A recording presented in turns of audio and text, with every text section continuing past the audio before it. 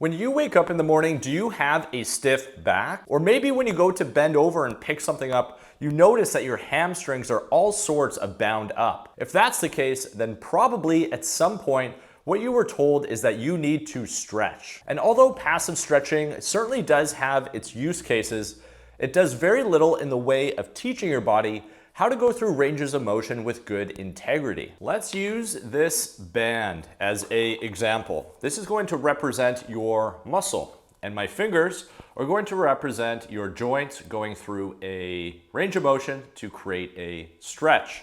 So if I'm going through a passive stretch and I take each joint through a range of motion and I hold it like so, and say I hang out there for 2 to 3 minutes, my hamstring starts to feel a little bit more loose.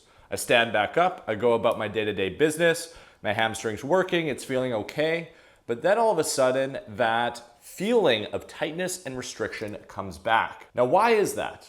Why is it that passive stretching didn't teach the muscle how to actually better function once we created length? And the reason for that is because we only taught it how to maintain this type of length really without any tension involved.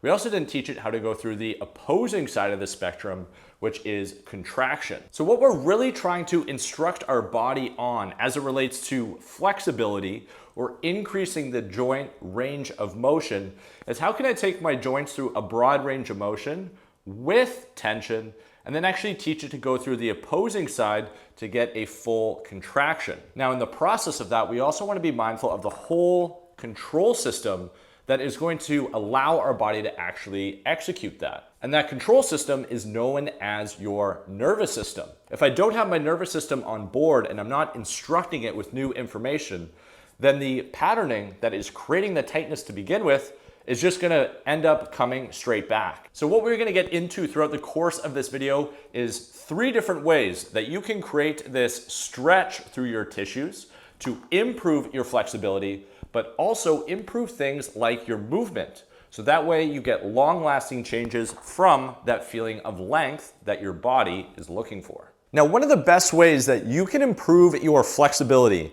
in training while you're exercising is by doing the thing that most people run away from, which is the eccentric or length tension portion of the movement. So as an example, if I am dealing with very bound hamstrings, joint positioning with our hips, our rib cage, everything like that certainly matters. But what matters just as much, if not more so, is controlling the phase of the length tension building on the way down. Now, what you'll often see when people are working out or they're practicing things like a hinge or a deadlift type position is they'll kind of just let the weight go and then they're gonna really drive through that concentric or shortening cycle. So what you can emphasize if you were dealing with a particular area of your body, we'll say your hamstrings as the example here, is really focusing on that eccentric and really trying to milk that stretch as much as you can while you're working through it. So as an example, if I am going to work through creating length out of my hamstrings, I can grab some weight here if I'm familiar with the movement pattern. And now as I start to send my hips back, I'm really gonna allow my hamstrings and that whole back line to length here. Now, once I have that length, I can almost try to sense that I'm utilizing it to take myself back to this upright position. I'll focus on getting that stretch all the way down. For me, that's about end range. And then I can slowly make my way back up. Now, the same can be said even for something like a push-up. Instead of me just letting myself drop and then kind of just press myself up and just kind of hammer the push-ups out, if I'm dealing with tight pecs as an example, instead of me just going up to a door, creating length here, and not really teaching my shoulder girdle how to interact better with one another, how about actually taking my pecs, fully lengthening them, and then smoothly contracting them in this exercise. And this is something that you can teach your body in something as simple as a push-up. And here's what that looks like. If I come into a push-up position and I get myself set, let's go slow through that eccentric. This is where the work really is. I'm controlling that. And now I'm smoothly pressing myself back up. And this is your tempo. You're slowly making your way down over about 3 to 5. Use that stretch to press yourself through. And what you can try to feel as you're going through that is that, can you use the stretch to actually press you away? You're trying to feel this subtlety of the tissues opening up and then using that to contract to take you through that range of motion as you press away from the floor. Now, another way in which you can really improve your flexibility, and something that isn't often talked about, is in training, we certainly do want to focus on that eccentric, getting the stretch. That's going to help to improve our range of motion with our joints, but does it really teach us how to move better?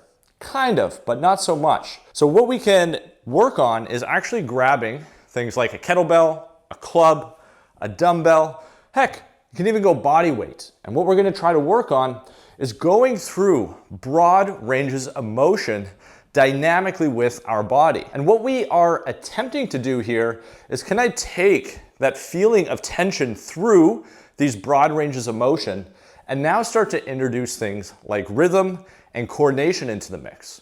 There is thousands of different ways that you can go about this. I'm going to take you through one of my personal favorites to open up the shoulders, open up the hips, and hopefully provide you with just a little bit of insight as to how this can kind of work. So with the tool of your choosing, I'm going to be using a kettlebell. An example of this would be me creating some length, we'll say through this whole right hip, and then coming into a lunge quickly on this side. Taking the same principles of that length and short cycle, you can see how my right hip is going to open. I'm actually even getting opening up through my right shoulder.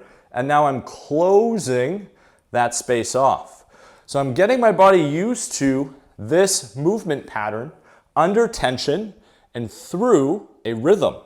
And what that would look like is, I can take my swing and then I can catch. Take my swing and catch. And when you get the feel of this type of movement, you're actually going to feel a stretch come in through this entire right side and then close back off. And wherever you feel like your flexibility is struggling, whether it be overhead, deep ranges of motion in hip flexion, these are all things that we can start to target in a more dynamic way once we've got some of that eccentric control and the ability to use our muscles through these deep ranges of motion. Now we want to start to see, how can we apply that to things more dynamically? Now for this last tip, we're going to be focusing on two different things that are both interrelated with one another as it relates to that feeling of tightness and lack of flexibility that you may be experiencing. And this is something, again, that you won't often hear that much, but actually has a very deep impact on where you're holding your tension. And what that is stress. Wherever it is that you are harboring your stress, you can almost be rest assured there is going to be some underlying feeling of restriction through there. An example for myself personally is, I used to be in a pretty excessive anterior tilt, a lot of lumbar lordosis back here. And one of the primary reasons as to why I always had restriction in through my lower rectors and around my QLs is because anytime that I was stressed out or was dealing with something stressful in my external environment, my body, without me even consciously being aware of it, I would go into this extension, which is kind of like this fear response from a somatic standpoint. It's, okay, I gotta get out of here, I gotta get running.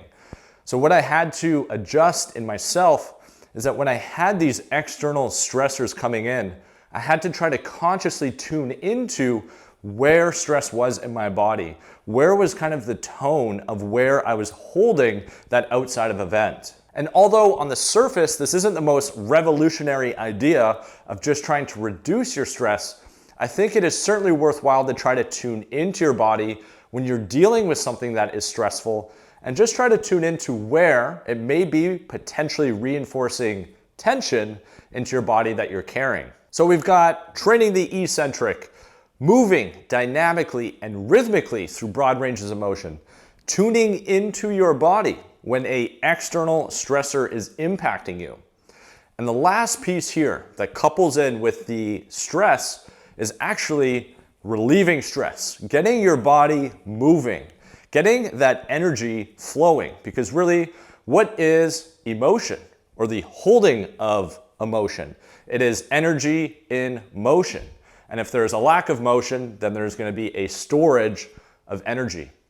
And one of my favorite ways to get things moving is to dance. Literally, shake it out, put on your favorite song, and just get moving your body. This can be through something that is structured. It can be through a ecstatic or intuitive type of dance. You can get your body moving dynamically in things like boxing, golfing, basketball, playing tennis. Something that is getting you out of here where you're just flowing through your body. And in doing so, what you are allowing your body to do is get used to not holding onto things, not creating as much force as possible all the time, but actually getting used to moving with some ease and letting kind of your body just go through ranges of motion and explore ranges of motion that it typically might not on its own. Anyways, I hope you found some value in this video on how to improve your flexibility. I tried to offer some ways that you may or may not be familiar with.